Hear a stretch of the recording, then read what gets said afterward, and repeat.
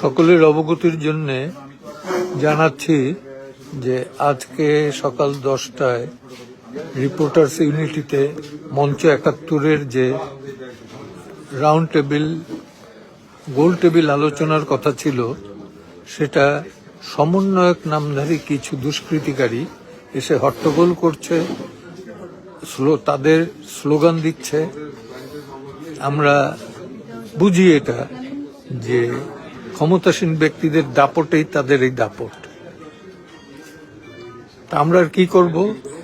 এই দেশে যে মত প্রকাশের স্বাধীনতা কতটুকু আছে, সাংবাদিকদের সমিতির একটা ইউনিটি রিপোর্টার্স ইউনিটি ফোরামের অফিসে বসেই এই গন্ডগোল, এই গ্যাঞ্জাম, এ থেকেই বোঝা যায় যে দেশে সংবাদপত্রের স্বাধীনতা, মত প্রকাশের স্বাধীনতা এ কতটুকু আছে। আর আমরা তো অন্য কিছু না, আমরা 71-72-এর সংবিধান, মুক্তিযুদ্ধ, জাতীয় পতাকা, জাতীয় সঙ্গীত, এর সাথে কোনো কম্প্রোমাইজ করতে রাজি না।